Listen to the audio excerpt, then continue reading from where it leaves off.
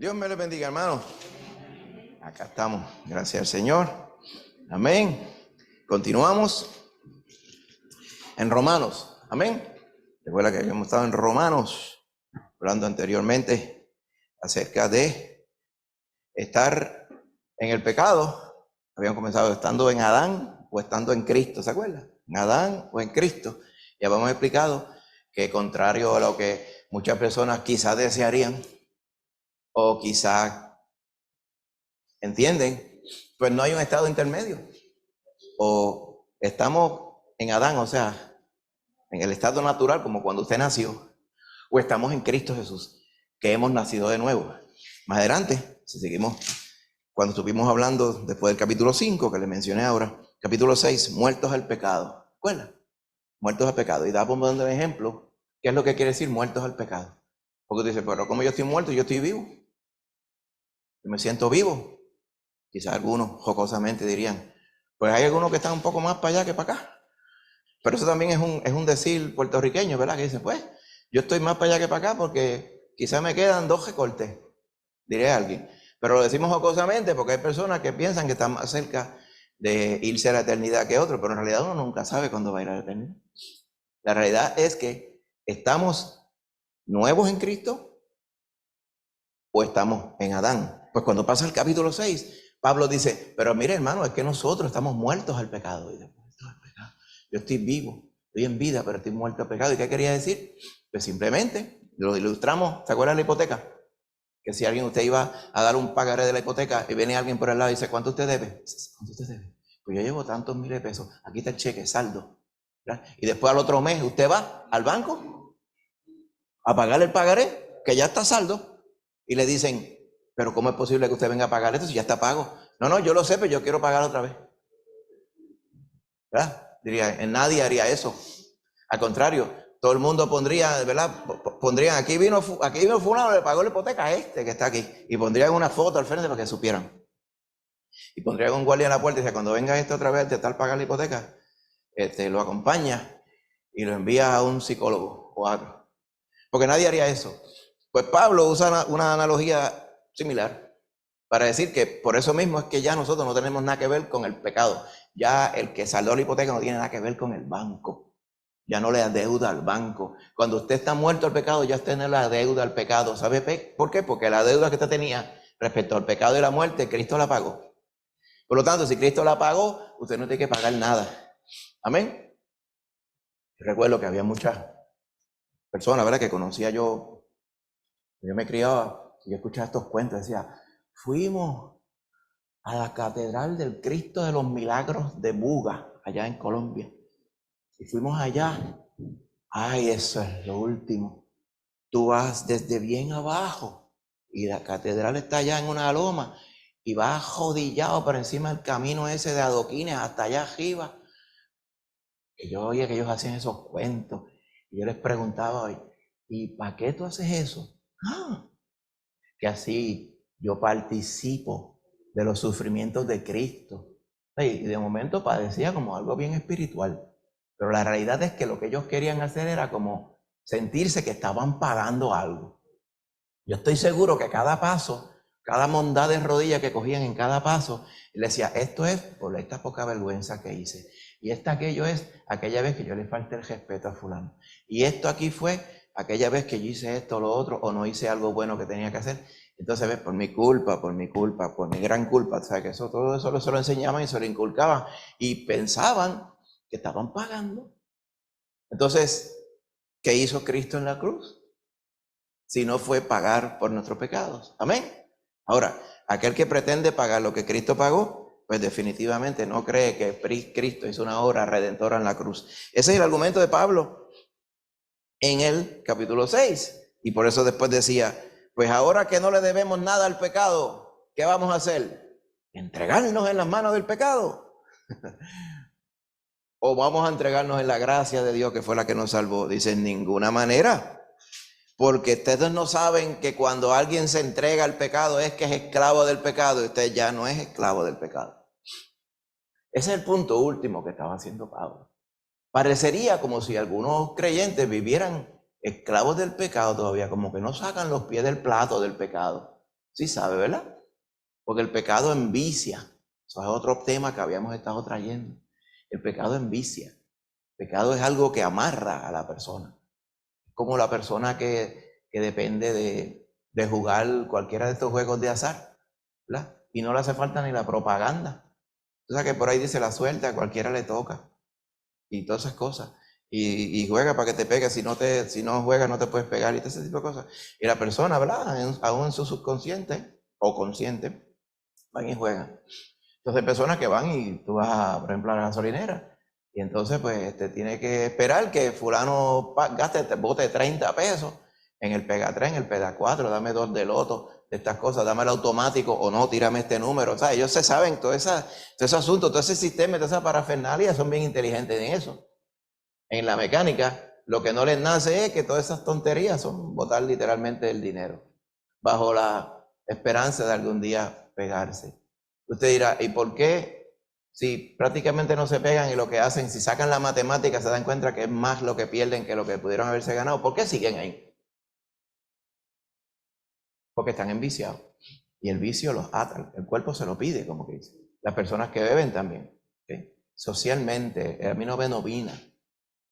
A mí en verdad eso no, yo lo hago, yo tengo completo control, dice la persona. Si tiene completo control, porque tiene que estar todo el tiempo descontrolado. Y todas esas cosas ocurren en la mente de la persona, porque el pecado envicia, el pecado embarra nuestra vida. Por eso es que Cristo Jesús pagó por el pecado, para que usted ya no tenga que ver más con él. Pues Pablo terminó así mismo, ya al final del capítulo 6, donde el famoso versículo, la paga del pecado es muerte, mas la dádiva de Dios es vida eterna en Cristo Jesús, Señor nuestro. Pues continúa en el 7, y vamos a ver su Biblia, ¿verdad? En el capítulo 7 dice, analogía tomada del matrimonio. Amén. Vamos a ir a leer una porción de aquí, antes de entonces poder continuar. Ok, vamos a leer los versos 1 al 7. Amén. Y luego oramos y nos sentamos brevemente, hermanitos queridos. Amén. Gloria a Dios. Dice la palabra del Señor así. ¿Acaso ignoráis, hermanos? Pues hablo con los que conocen la ley, que la ley se enseñorea del hombre entre tanto que éste vive. Porque la mujer casada está sujeta por la ley al marido mientras éste vive. Pero si el marido muere, ella queda libre del marido. Así que si en vida del marido se uniere a otro varón, será llamada adúltera. Pero si su marido muriere, es libre de esa ley. De tal manera que si se uniere a otro marido, no será adúltera. Así también vosotros, hermanos míos, habéis muerto a la ley mediante el cuerpo de Cristo, para que seáis de otro, del que resucitó de los muertos, a fin de que llevemos fruto para Dios. Porque mientras estábamos en la carne, las pasiones pecaminosas que eran por la ley obraban en nuestros miembros, llevando frutos para muerte. Pero ahora estamos libres de la ley, por haber muerto para aquella que estábamos sujetos, de modo que sirvamos bajo el régimen nuevo del Espíritu y no bajo el régimen viejo de la letra. ¿Qué diremos pues? ¿La ley es pecado? En ninguna manera. Pero yo no conocí el pecado sino por la ley, porque tampoco conociera la codicia si la ley no dijera, no codiciarás. Ahora bendice tu palabra, Padre, ayúdanos a mantenerlos alerta. Ayúdanos, Señor, a exponer tu palabra en esta tarde, en esta mañana, por la bendición de tu Espíritu Santo, que nos dirija en todo, Padre, y nos permita enfocarnos en las cosas en las cuales tú quieres hacer énfasis entre nosotros hoy. Te lo pedimos, Señor, dándote gracias en el nombre de Jesús. Amén. Se puede sentar, hermanito querido. Amén. Pues mire, ¿qué es una analogía?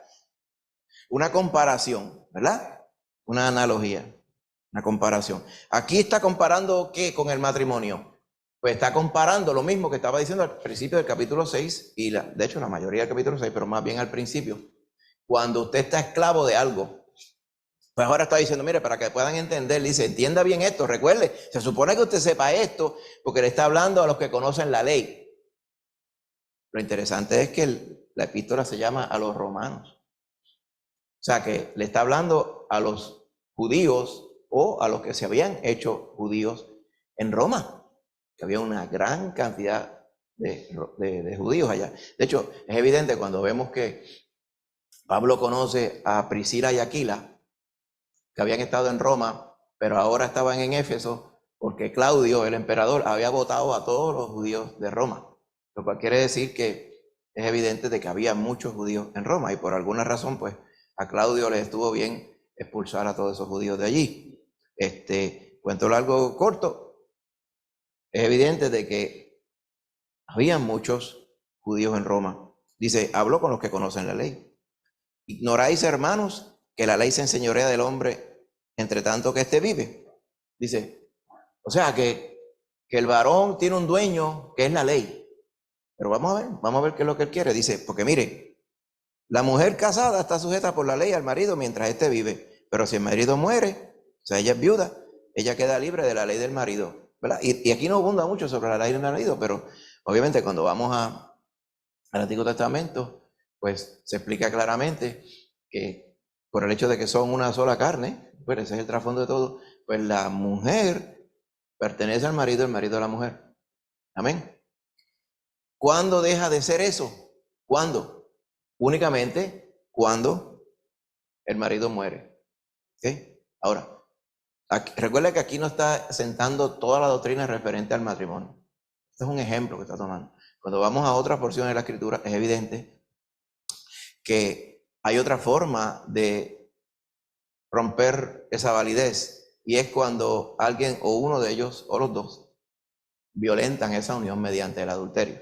¿Okay? Entonces, de hecho, el argumento del mismo Pablo es que, allá en Corintios, es que cuando ocurre eso, uno de ellos es creyente y el que es no creyente violenta el matrimonio mediante adulterio, pues el creyente tiene la libertad de decir si permanece casado o no, o casada o no. ¿Okay? Pero eso es otro tema, eso no vamos a ver en el tema. Aquí lo que dice es que el matrimonio es final y firme. ¿Ok? Como usted recordará, cuando usted se casó, usted le dijeron, ¿hasta qué? Hasta que la muerte los separe. Pero eso es lo que está hablando Pablo aquí. Esto no es extraño para las personas. Sucede entonces que la esposa y el esposo están permanentemente unidos hasta que uno de ellos muera. Y eso es lo que está diciendo Pablo. Mire, nosotros, usted, cuando estaba sin Cristo y usted pretendía agradar a Dios siguiendo normas y reglas, recuerde que más allá de la ley de Moisés para los judíos, pues a veces los creyentes también se ponen cercos y se ponen costumbres y se ponen tradiciones con la intención, vamos a decirle buena, de agradar al Señor. ¿Ok? Pero usted nunca debe perder de vista que usted no agrada a Dios siguiendo unas reglas y siguiendo unas normas. Usted agrada a Dios cuando usted es guiado por el Espíritu. Si el Espíritu le lleva y usted se beneficia de esas normas, lo que argumenta, por ejemplo, Pablo en Colosenses, dice, mira, sí, a veces nadie os juzgue por comida y bebida, días de reposo, por lunas nuevas, esas cosas, y por otros rudimentos y otras cosas, que a veces la gente se pone ciertas costumbres, sí. Eso hay personas, dice que en el culto individual, o sea, para él, pues le viene bien, pues ciertas costumbres, pero eso no quiere decir que el Señor las indicó para todo el mundo. Por eso es que nadie puede decir, pues si a mí me gusta sentirme, porque es una persona que diga, a mí me gusta sentirme puro en el Señor y un recuerdo para mí, un recordatorio diario, yo me he visto de blanco. Puede ser que una persona diga, yo me he visto de blanco para entender de que así que yo tengo que ser con el Señor puro y santo. Pues muy bien, si usted quiere vestirse de blanco, usted venga de blanco todo el tiempo, blanco completo, y se pinta el pelo de blanco, de plateado también si quiere, completo. Pero después no venga y se siente y diga, aquí yo soy el único de blanco. ¿Y qué le pasa a los hermanos que no agarran mi costumbre? Quiere decir que ellos no están andando bien con el Señor. Por eso no se atreven a ponérselo de blanco. Entonces, ese tipo de cosas es artificial porque no está en la Escritura. Y eso es lo que Pablo argumenta. Tenga cuidado con las reglas, con la forma de hacer las cosas, con la forma de llevar a cabo el culto, lo que se llama la liturgia. No podemos juzgar sobre esas cosas de manera liviana. Tenemos primero que entender quién está gobernando ahí. Si está gobernando el Espíritu Santo de Dios, que es el mismo que mora en usted, pues ahí no hay nada que objetar. El Espíritu produce el querer en unos y otro querer en otros, y todas las cosas son aceptas delante del Señor. ¿Va entendiendo, verdad?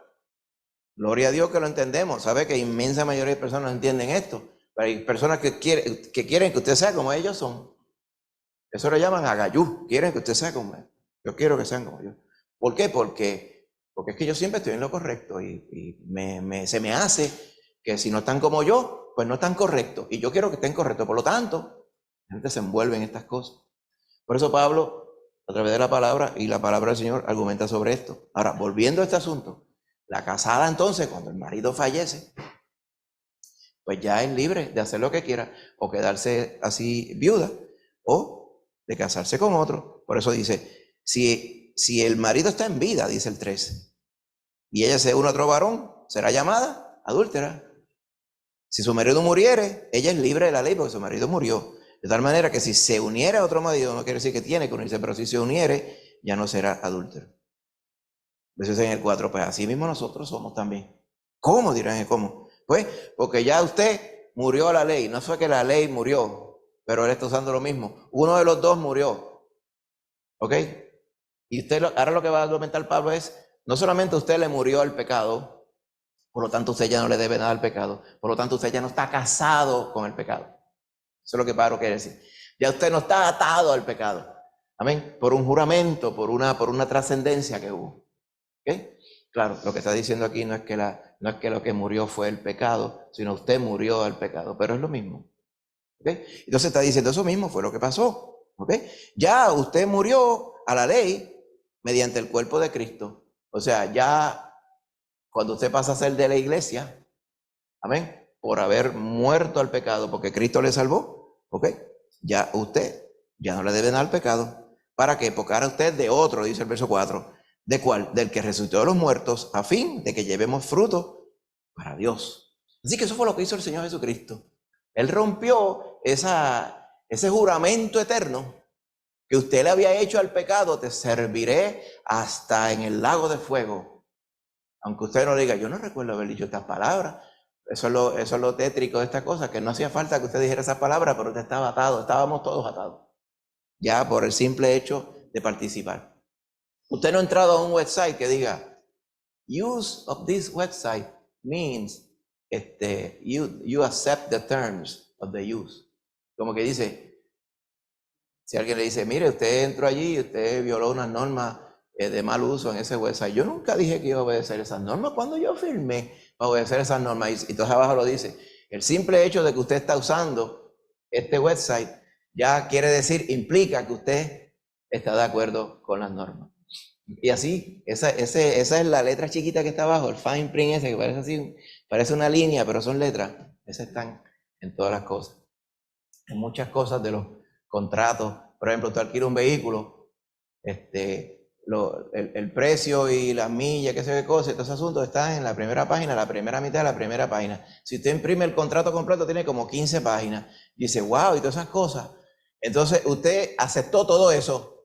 Dice, ¿cuándo yo acepté todo eso? Si a mí lo que me dijeron fue que hiciera unas iniciales ahí, que esas iniciales yo las hice así, las puse ahí. Pues, cuando usted puso las iniciales, y aún si no las pusiera, lo dice abajo, el simple uso que usted se montó en el carro, lo prendió y guió 2 pasos, ya usted aceptó todo el contrato. Pues así pasa con el pecado. El simplemente hecho de que usted es pecador, ya implica que usted estaba completamente de acuerdo con lo que le iba a dejar el pecado, con el fruto del pecado, la paga del pecado, que es muerte. Por eso Pablo lo decía en el capítulo 6, verso 23. Pues para que estas personas entendieran, les dije, mire, esto funciona como cuando usted está casado. Como usted se libra de estar casado cuando una de las personas muere. ¿Ok? Así que, eso es lo que explica el verso 5. Dice, cuando usted estaba en la carne, las pasiones pecaminosas que venían por la ley obraban en nuestros miembros, llevando fruto para muerte. Y otra cosa que él pasa a explicar entonces, como usted leyó hasta el verso 7, es que Pablo estaba diciendo, nosotros ya no tenemos que ver con la ley, ya nosotros no tenemos que ver con las normas religiosas que nosotros inventamos. ¿Ok? ¿Por qué? Porque no es que esas normas eran malas. Hablando de la ley de Moisés, de las normas creyentes, de las costumbres cristianas hasta hoy, porque no todas las costumbres cristianas de hoy están basadas en la ley, especialmente nosotros no somos judíos ninguno, pero esas normas cristianas, esas expectativas cristianas, esas tradiciones que aunque no la llamemos tradiciones, son la forma de hacerlo así. Por ejemplo, ¿por qué el culto tiene que ser que nos sentemos aquí ahora? ¿No puede ser de otra forma? ¿Ves? Y entonces quiere decir que los que hagan de otra forma está mal. ¿Quién dijo? O lo podemos validar con la escritura. Muchas veces no lo podemos validar con la escritura, pero como lo hacen diferente, ¿ves? Ese tipo de cosas es la que está hablando Pablo. No siempre, y no podemos entender que esas normas, esas leyes, esas reglas que no estén escritas, sean malas. Pero él dice, si nos vamos a la ley de Dios, que decía, no matarás, no codiciarás, no adulterarás, no darás falso testimonio, amén. A tu Dios honrarás y a Él solo servirás, amén. Y todas ellas, y todas las otras que van en detalle, como decía el Señor, la ley y los profetas en 2 leyes se resume. Amarás al Señor tu Dios sobre todas las cosas y a tu prójimo como a ti mismo. Dice, en estos 2 mandamientos se encierra toda la ley y los profetas. O sea, él lo resumió, que ese es el espíritu de todas esas leyes. Si las rompemos en pedacitos, pues salen muchas más en detalle. ¿Qué está diciendo Pablo? Dice, el Señor cuando murió por nosotros nos hizo libres de esa ley. Nos hizo libres en el sentido de nosotros cumplir la ley para salvarnos, lo cual nunca íbamos a poder lograr. Pero eso no quiere decir que la ley sea mala. ¿Ves? El malo era yo. Ese es el problema. Es como decir, estas leyes de tránsito de Puerto Rico, estas son todas unas porquerías. Estas leyes no sirven. Estas leyes son malas, son injustas. Ay, ¿por qué usted dice eso? Porque es que yo nunca llego a cumplirla. Entonces, la mala es la ley y no es usted. O sea, usted va violando las leyes de tránsito y el problema es la ley, el problema no es usted. Sí, porque si no hubiera ley, pues nadie se daba cuenta que yo estaba violando la ley. Eso es lo que está diciendo Pablo aquí. Si fuera por las personas que quieren portarse bien y agradar al Señor, dirían, la ley es el problema aquí. Porque yo quisiera agradar al Señor a mi manera, pero la ley no está de acuerdo con mi manera. El asunto es que ¿quién puso todas esas leyes? El Señor. Entonces, cuando llegamos a ese punto, todavía las personas muchas veces tienen el problema. El problema no lo tienen las personas con la ley, lo tienen el problema con aquel que redactó la ley, con el Señor mismo. Ahora bien, es lo que está diciendo Pablo. La ley no es mala, dice el verso 7. La ley es pecado. ¿Por qué el Señor tuvo que morir para librarnos del amarre de la ley, que lo que nos mostraba era que éramos pecadores? ¿Eso hace que la ley era mala? No, pero lo que sí es cierto es que, ¿cómo yo me di cuenta que yo era codicioso? Decía Pablo. Pues porque la ley decía, no codicies. Y yo soy codicioso, pues eso no le agrada al Señor. Y de la misma forma con todas las otras cosas. O sea, la ley, eso es lo que hace la ley. La ley señala cuando estábamos haciendo las cosas mal. ¿Ok? Entonces lo que pasa cuando la ley me mostraba a mí que yo estaba mal, ¿ok? Como que ya yo estaba consciente de que lo estaba haciendo mal. Y entonces me daba más ganas de codiciar. Mire, ver el verso 8 es clave.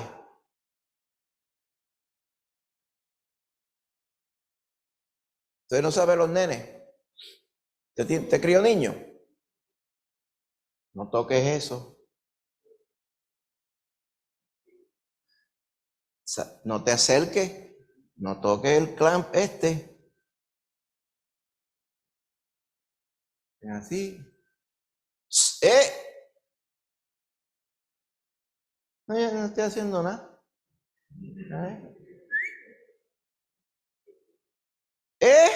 Se salió solo de ahí el clamp. Así es, el nene. Entonces después cuando él anda, ¡ay, me pinché la mano! Me puso prieto el dedo. Entonces empieza con el lloriqueo. ¿Ves? Que el pecado le pasó el bill. O le cayó encima el aparato y todas estas cosas. Así les pasa. ¿Ves? Porque si usted no lo hubiera dicho que no tocara el clamp, los ven ahí 100 veces y ni les da la tentación. Es lo que Pablo está diciendo en el verso 8. Entonces dice, no haga esto, que eso está mal hecho, a mí no me agrada, dice el Señor. Usted debería apartarse de esas cosas, pero por la mala naturaleza que hay en nosotros, la mala maña, Es lo que Pablo quiere ilustrar ahora. El problema es la mala maña. Pues usted es atraído a ellos. ¿Usted sabe dónde pasó eso? Allá en el jardín del Edén. Le dijo, de todo árbol podrás comer, de todo, pero de este árbol, de la ciencia del bien y el mal, no vas a comer. Pues ¿a dónde fueron? ¿Y a dónde lo fue a tentar el diablo? Con el árbol ese. Él no le fue a decir, oye, qué buena este otro que esta guanábana que el Señor te puso aquí. Está, que mete miedo de tan buena que está. Pues él no fue allá porque ya eso ya se ha rondado. Él fue acá a molestarle con el que no se podía. Y eso pasa. Ese es el problema. ¿Por qué? ¿Por qué Pablo dice entonces, pero Pablo, dirían, pero ven acá, eso que tú dices es cierto? Hablando a la creyente. Pero tú no acabas de decir que nosotros estamos ya muertos al pecado. Y si nosotros estamos ya muertos al pecado, ¿por qué a mí me dan ganas de pecar? Eso es lo que Pablo va a explicar ahora. ¿Ok?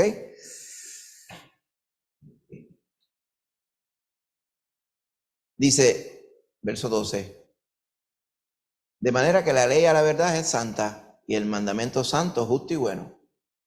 Entonces, lo que es bueno vino a ser muerte para mí, dice el verso 13. No, lo que pasa es que el pecado, porque es pecado, produjo en mí la muerte por medio de lo que es bueno, o sea, de la ley. La ley indicaba que yo estaba pecador, por lo tanto, lo era. ¿Para qué? Para que por el mandamiento el pecado llegase a ser sobremanera pecaminoso, o sea, para que habiendo una ley, todo el mundo quedaba juzgado por la ley.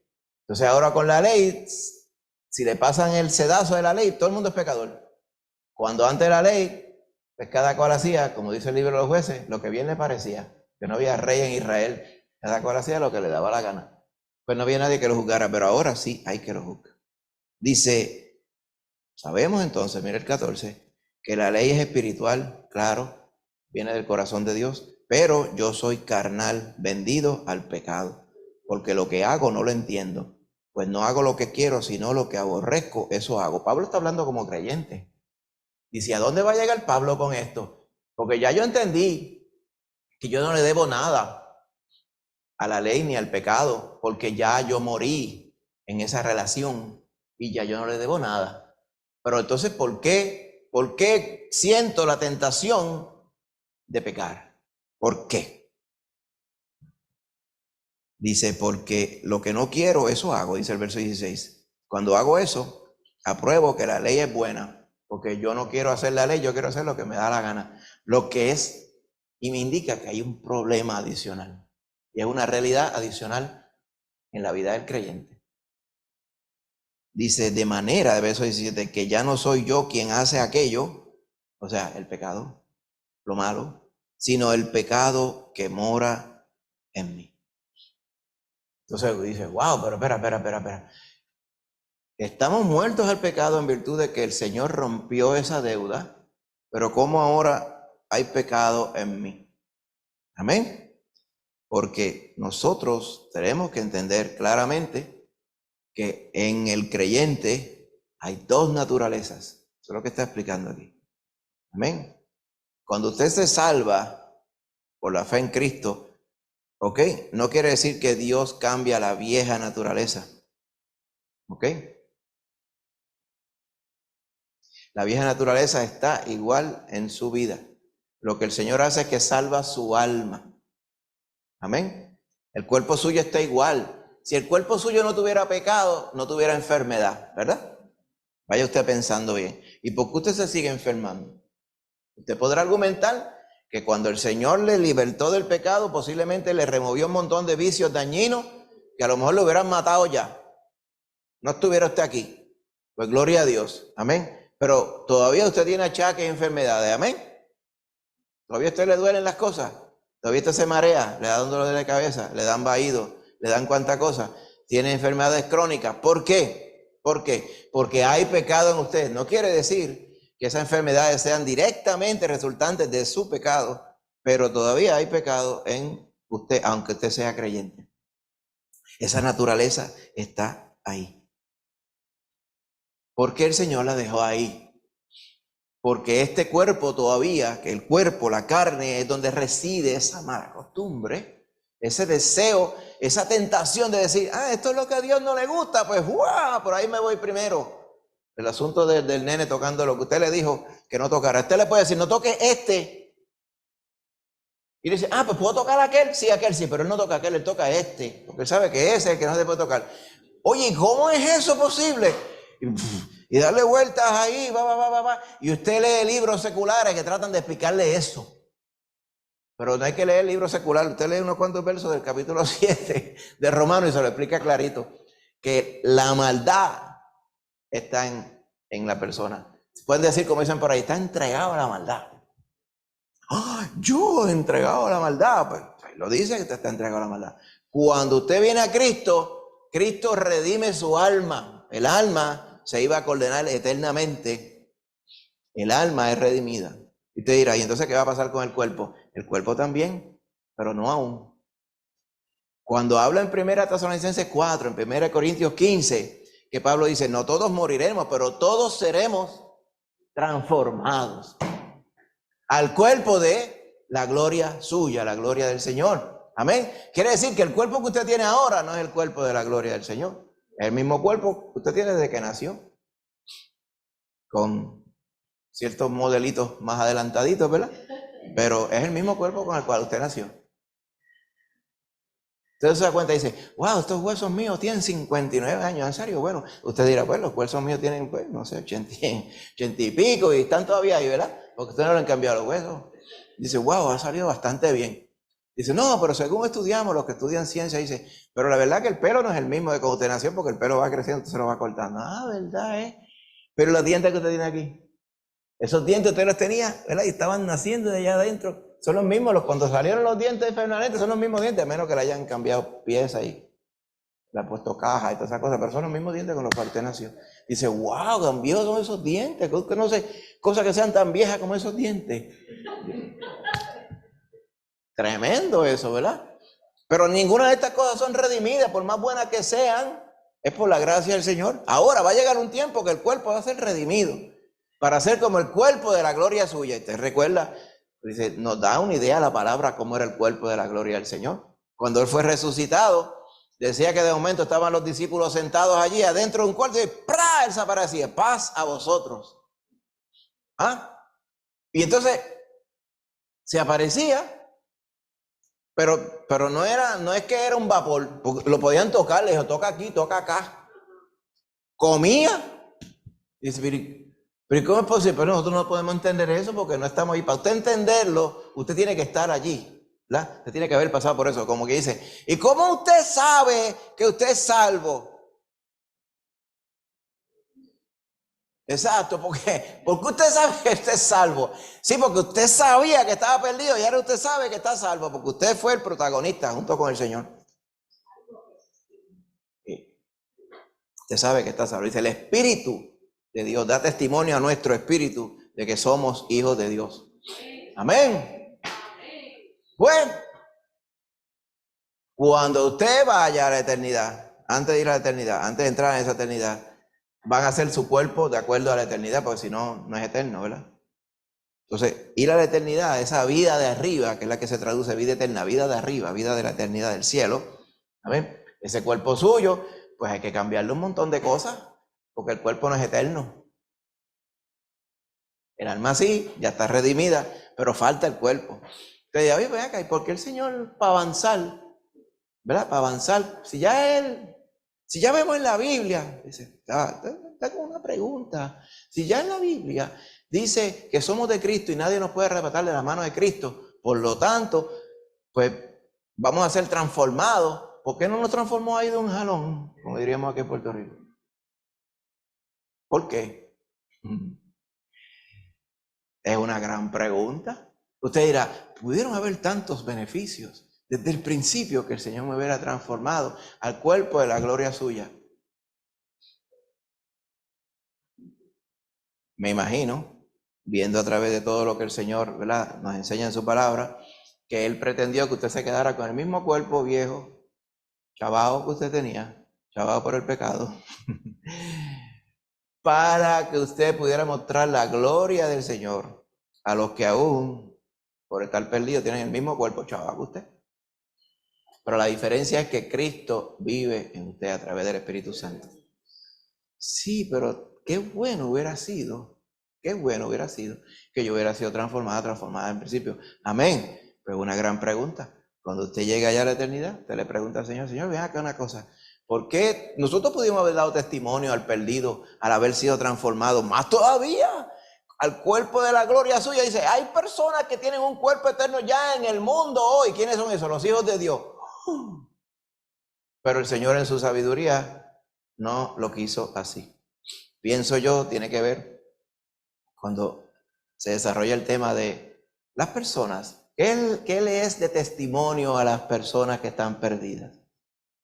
El rico, en la parábola de Lázaro y el rico, argumentaba que si alguien se levantara de los muertos, los hermanos de él que estaban todos perdidos iban a creer. Mucho más que oyendo la predicación de la palabra del Señor. Como decía, ellos tienen a la ley y los profetas, que oigan a la ley y los profetas. No, Señor. Pero si alguien se levanta de los muertos y ellos lo ven, ellos se convierten en todo.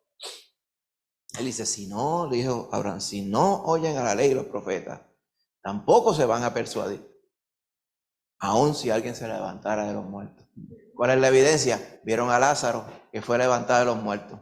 Pero el más contundente de todo, al Hijo de Dios, que estuvo 3 días muerto y se levantó.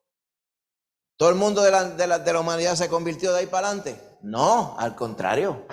O sea, los milagros contundentes no son evidencia suficiente para transformar las personas, solamente la palabra de Dios. Amén. Solamente la palabra de Dios. Así que en su sabiduría el Señor pretendió que nosotros nos quedáramos con el mismo cuerpo, pero nos dio la nueva naturaleza. Nos dio la nueva naturaleza. Por eso es que el argumento que está haciendo Pablo, si seguimos leyendo los próximos versos, dice 17, de manera que me di cuenta que ya no soy yo quien hace aquello, o sea, lo malo, sino el pecado que mora en mí. Pablo no está queriendo decir, eso no es culpa mía, es de un ser que me persigue. ¿Okay? Yo hago lo malo, es otra culpa de otro. La culpa es huérfana, como dice, la culpa no es, no. Mire bien con calma, dice, y yo sé que en mí, esto es, en mi carne no mora el bien. Porque el querer el bien está en mí, pero no el hacerlo. El querer, mi alma redimida, el Espíritu Santo que está en mí también, quieren hacer lo bueno, pero termino haciendo lo malo, porque quiero hacer el bien, ¿verdad? Tengo la voluntad, pero no tengo el poder para hacer lo bueno. O sea, es desesperante eso, ¿verdad? Dice, porque no hago el bien que quiero, sino el mal que no quiero, eso hago. Vaya bien la lógica de Pablo, dice, y si hago lo que no quiero, o sea, el mal, me di cuenta que no lo hago yo, sino el pecado que mora en mí. O sea, que el pecado mora en mí. Así que yo quiero hacer el bien, pero me encuentro con esta ley, o sea, con esta realidad, que el mal está en mí. ¿Cuántas veces ha mencionado el diablo aquí? Ni una ha mencionado. ¿Por qué? Porque el mal está en usted. Olvídese el diablo por allá que es malo. El mal está en usted ya. Por eso que muchas personas son locas diciendo, el diablo me empujó, el diablo me metió los pies, el diablo es de lo otro, el diablo es puerco. Es cierto, todas esas cosas son ciertas. Pero le damos mucho crédito al diablo. La gente muchas veces para su pecado es 99.9 self-service. Lo dice aquí la palabra. El mismo Pablo se da cuenta, me doy cuenta de esto. ¿Cuál es ese Pablo? Fariseo de fariseo, como estábamos ilustrando esta mañana. Era intachable en cuanto a la ley, irreprensible. ¿Qué quiere decir irreprensible? Que él mismo pretendía cumplir con toda la letra de la ley y él mismo es el que está diciendo ahora aquí, yo estaba podrido de pecado, por más ley que yo pretendía o dijera que cumpliera. Porque si soy honesto, eso que él decía que era irreprensible, en el verso 20, no era irreprensible nada. Porque si hago lo que no quiero, ya no lo hago yo, sino el pecado que mora en mí. ¿Usted cree que él era irreprensible de verdad? Según los miden, o sea, relativamente hablando, él era de lo mejorcito, es lo que él quiere decir, porque nadie puede agradar al Señor, si no la ley se podría cumplir. Él no está diciendo que él cumplía la ley, está diciendo que él quería hacer lo bueno para el Señor, pero no podía. ¿No le pasa eso a usted? Vamos a hacer una pausita. De momento usted se levanta un día y dice, yo, Señor, este día este día esto es al 100%. Yo voy a caminar contigo y te va orando, de momento, un Gasparín. ¡Wow! De momento un mal pensamiento. De momento una vagancia. De momento juzgando mal. De momento un embuste. Dice, ¿y qué me pasa? Si hoy yo me puso esta meta de agradar al Señor, y mientras más me pongo las metas, más meto las patas. ¿Y qué está pasando? ¿Qué está pasando esto? ¿Qué usted me quiere decir? ¿Que no hay forma de evitar que yo peque? Exactamente.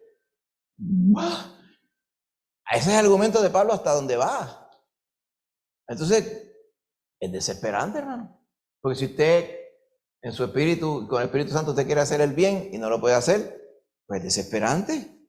Dice, yo me deleito según el hombre interior, o sea, el renovado, el alma, me deleito en la ley de Dios, pero veo otra ley en mis miembros, o sea, en mi cuerpo, que se revela contra la ley de mi mente, que está renovada en Cristo, y me lleva cautivo a la ley del pecado que está en mis miembros. Mire, él se imagina, aquí estoy yo, gloria a Dios, yo voy a bendecir al Señor, le voy a glorificar, y de momento viene la vieja naturaleza y me amaja y me lleva a sacar el clamp este que me dijeron que yo no lo sacara.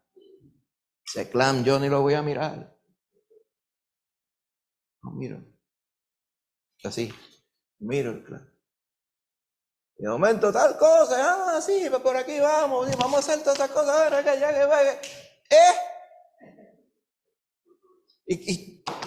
¿Y quién me puso el clame en mi mano? ¿Ve? Usted mismo se lo puso en mi mano. Y yo ni cuenta me di, ahí está la cosa, ni cuenta me di, me salió natural. ¿No se ha dado cuenta de eso también? ¿Cómo le puede hacer algo a usted, le sale natural sin pensarlo, perfectamente mal? O bien, como usted le quiera llamar. ¿Por qué? ¿Por qué? Pues tiene práctica. Y está ahí en usted, es natural.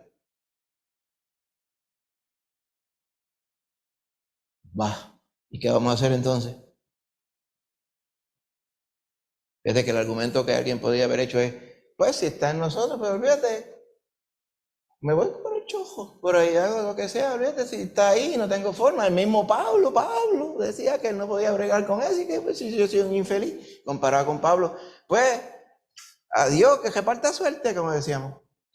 Pues fíjate, Dios ha repartido suerte, sí. Sí sabe que no es suerte, no lo decimos para azar, sino que el designio de todo lo ha repartido el Señor. Lo que Pablo está haciendo un argumento para que usted sepa en lo que usted está metido.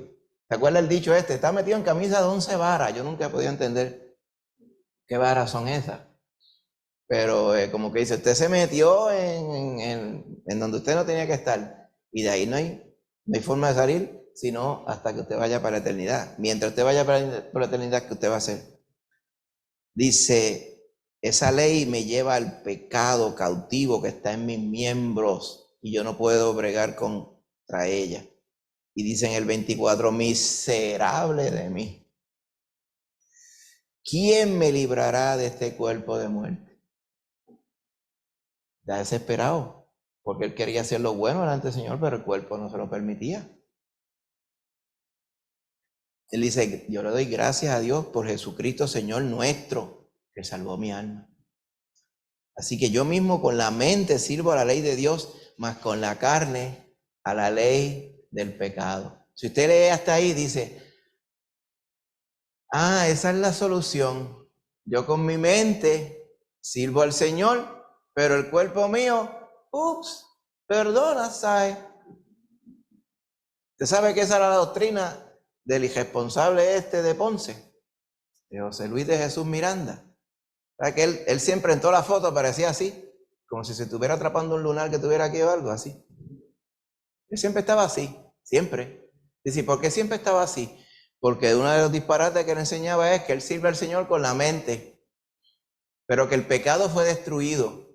Por lo tanto, esta atadura que nosotros tenemos al pecado es una atadura a algo que ya no existe. El pecado no existe. Por lo tanto, a pesar de que yo estoy atado al pecado que no existe, esa es la torpeza de su raciocinio, pues él decía, yo sirvo al Señor con mi mente, lo que haga mi cuerpo no importa porque ya nada que yo haga puede ser pecado porque el pecado ya no existe. Por lo tanto, si yo tengo 4 mujeres a la vez, eso no importa porque ya el pecado no existe, no hay nada que juzgue eso, ya yo soy libre en Cristo. Yo sirvo al Señor con mi mente, a veces que tenía siempre los dedos puestos aquí. Uno de los embustes que él se inventó es que él iba a recibir ese cuerpo nuevo antes de que Jesucristo viniera a buscar la iglesia, lo cual era algo difícil de entender, porque él mismo decía que era Jesucristo hombre. O sea, si él estaba aquí, ¿cuándo iba a venir? Entonces decía que Cristo iba a venir, y yo, pero si está aquí, ¿qué va a venir? Si ya está aquí, ¿va a venir o no va a venir? Y todas esas confusiones, yo tuve muchas interacciones con ella hace muchos años, ¿verdad? Cuando estábamos comenzando a congregarnos acá, argumentando con esta gente, y la verdad que tenían unos disparates, y dijeron, usted no se preocupe, que usted va a ver que él está en la verdad, decía, porque él va a recibir un cuerpo nuevo. Y hace como 8 años se murió. Entonces pues se metieron a otro mundo diciendo, el embuste diciendo que es que él estaba equivocado, que la que está en la verdad es la que era esposa de él, que se llama ahora, qué sé yo qué, Melquisedec Salem. Ahí se inventan unos nombres. Entonces ella es la que está en verdad, él estaba equivocado. Wow. Y usted sabe que hay gente que todavía sigue esa gente. Están engañados y tienen la mente cauterizada. Por eso que están así, ¿sí? Que tienen como un láser, le hicieron y le durmieron la mente. Esos disparates, si alguien lee solamente el verso 25, por eso es que decían, nosotros no aceptamos las cartas de Juan. Claro que no acepta la carta de Juan. Vaya al capítulo 1 de la primera carta de Juan. ¿No le gustaba a Juan?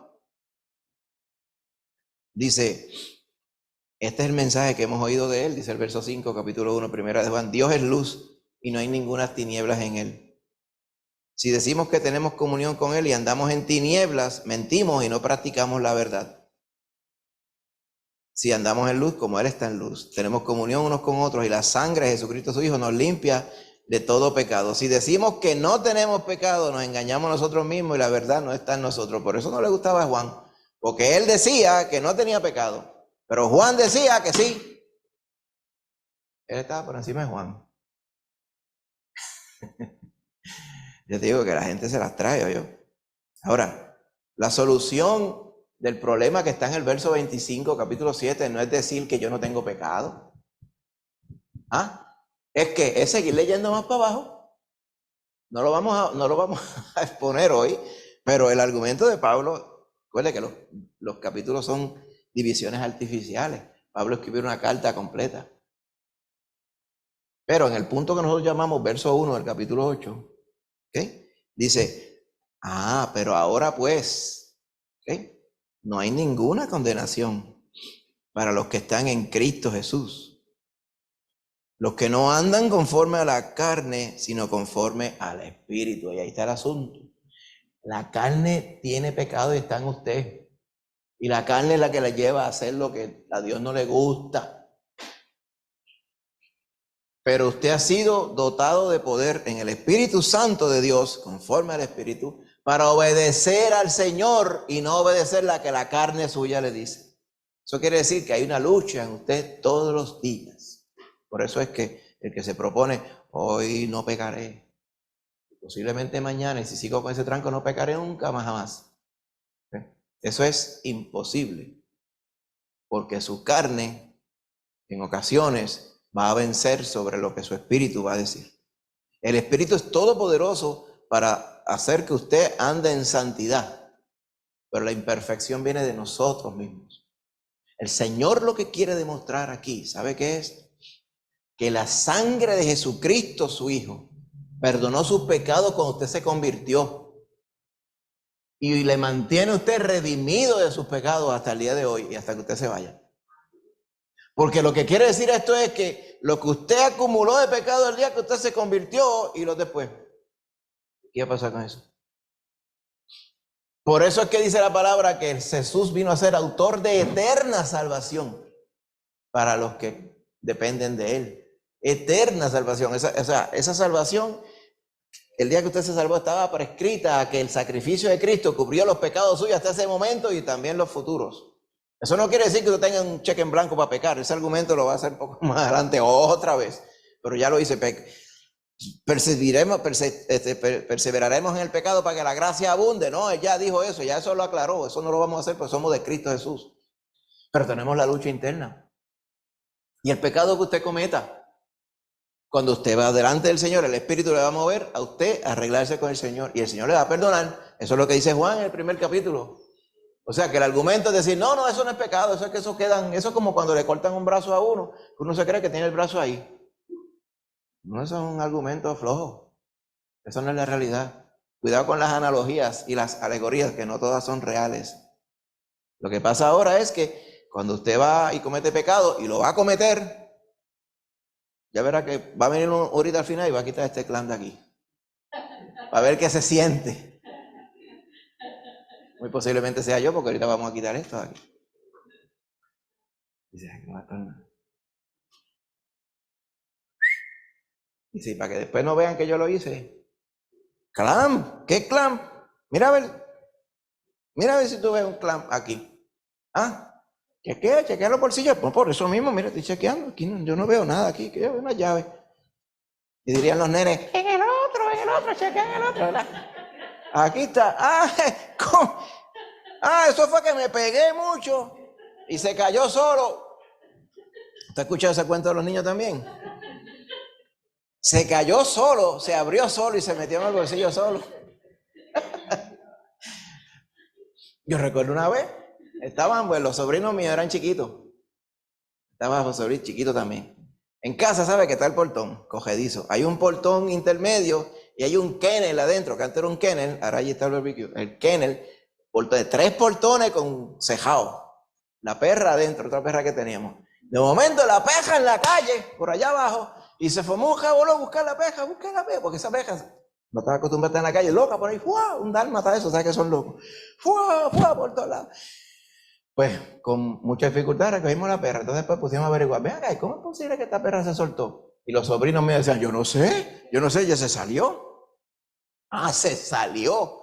¿Y cómo la peja pudo haber abierto un pestillo, el otro pestillo, y después buscar el control del motor del que estaba dentro de la casa? O sea, la peja entró dentro de la casa, le dio el botón y después se salió. Wow, man, es como si yo dijera, dale. Y todos los clamas y se meten en el bulto solo y todo esto se guarda solo. Se cierra, le pone el velcro. ¿Y cómo pasó eso? Después resultó lo que sabíamos, que era que los sobrinos en su presentamiento le dieron a los pestillos y se le embaron y la peja se fue cogiendo, empujó los portones, ¡guau! Mar y cielo. Así pasa con el pecado. Dice, pero ¿cómo? Pero si yo sé que esto a Dios no le agrada, ¿cómo yo llegué a pecar? Pero es que el cuerpo de muerte le lleva a pecar. Pero cuando usted está en Cristo, de esto vamos a explorarlo la semana que viene, no hay ninguna condenación. Fíjate lo que implica condenación, hermano. Es que usted es pecador, pero no está condenado. ¿Se va dando cuenta de lo que dice ahí? ¿Y cómo es posible que yo sea pecador y no esté condenado? Porque la sangre de Cristo le limpia de todo pecado, lo que decía Juan. Dice, yo no quiero pecar, pero cuando peco, el Señor, ¿verdad?, cubre mi pecado. Cuando David en el Salmo hablaba, bienaventurado el varón cuya iniquidad ha sido perdonada y cubierto su pecado. Bienaventurado el varón a quien Jehová no inculpa de pecado. Entonces, cuando usted se pone a pensar, dice, eso era como un adelanto de lo que Dios iba a hacer a través de Cristo Jesús. Bien. O sea, el Señor, fíjese esto, usted puede meditar un poco más con calma, dice, el Señor sabe todos los pecados que yo voy a cometer desde aquí hasta que Él me lleve. Eso no quiere decir que Él decidió los pecados que usted va a hacer. Eso quiere decir que Él sabe lo que usted va a hacer, pero Él no lo decidió. Y la sangre de Cristo le cubre en todos esos pecados. Por eso es que cuando Él ratifica, es que usted es propiedad del Señor. ¿Está bien? Otro asunto y otra evidencia más de que cuando usted es salvo, usted es del Señor, y usted no se desalva, usted es del Señor, si el Señor ya perdonó su pecado y ya le redimió y ya no hay condenación cuando usted está en Cristo Jesús. Amén. Así que parecía que nos estábamos yendo por el chorro si estoy leyendo el capítulo 7, que no había escapatoria, pero sí hay escapatoria. De hecho, usted está escapado ya, porque usted está en Cristo Jesús. Ahora, hay que abundar en otros detalles. Vamos, cuando vayamos la semana que viene, ¿verdad? El capítulo 8 nos va a abundar. ¿Qué es esto de que yo soy de Cristo, tengo un cuerpo pecaminoso, y cómo yo me desempeño, y cómo es que el Señor pretende que yo como su hijo, su hija, le agrade y yo funcione? ¿Ok?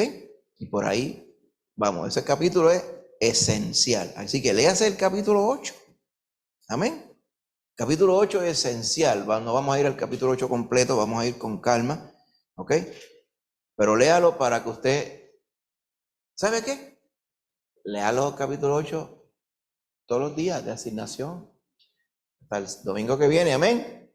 ¿Se acuerdan? Lo lee, capítulo 8 de Romanos, capítulo 8 de Romanos. Si quiere leer el 9 también, amén, pero lea capítulo 8 de Romanos, capítulo 8 de Romanos. Cuando vengamos el domingo, no hay ni que leerlo aquí, pues ya usted lo habrá leído en su casa. Y podemos ir directo a lo que nos dice la palabra del Señor. Amén. Así que el pecado mata, pero el Señor salva, ¿vio? Cuando usted está en Cristo Jesús, usted no está condenado. Amén, gloria a Dios. Vamos a estar de pie, hermanito. En el nombre de Jesús vamos a orar para que el Señor nos lleve con bien a nuestra casa. Amén. Oramos. Padre Santo, Señor, ahora te damos gracias por la bendición que nos has dado al estar aquí en tu casa con los hermanos, a través del estudio bíblico, las alabanzas, compañerismo, tu predicación. Gracias, Padre, por esa bendición. Te pedimos ahora que esa palabra en nosotros, Señor, nos bendiga y nos edifique y nos permita comprender dónde estamos situados respecto a ti, Señor. Gracias, Señor, por esa bendición. Te damos gracias porque no hay condenación, pues ya hemos sido redimidos de toda maldición. Gracias, Señor, por medio de la obra que tú hiciste en la cruz. Gracias, Señor, te damos por ello. Ahora, Padre, permítenos asimismo vivir de acuerdo a tus preceptos, sabiendo que cuando fallemos, tenemos a un abogado que se llama Jesucristo el justo, que no nos ha arrojado, Señor, a la maldad, sino que se apiada, Señor, sabiendo y habiendo él pasado por esto mismo. Por eso es que tú puedes compadecerte de nosotros, porque tu Hijo Cristo pasó exactamente lo mismo que acá, pero sin pecado, como dice tu palabra. Por eso es que él puede interceder por nosotros. Por lo tanto, te pedimos a sí mismo, Señor, que perdone nuestros pecados y nos limpie de toda maldad. Nos permita ser tus hijos y tus hijas que tú siempre has querido en tu corazón. Gracias, Señor, te damos. Te pedimos ahora, Padre, que nos lleves con bien a casa. Que mañana, Señor, nos regreses aquí para estudiar tu palabra. El martes, Señor, en el compartir. Todo siempre para agradarte a ti en todo. Y a través de los cultos de la semana, jueves, sábado y vuelta domingo, Padre. Gracias por esa bendición. Te damos gracias, Padre. Y todo lo pedimos en el nombre de Jesús. Amén, amén. Que Dios me les bendiga, hermano. Que vayan bien.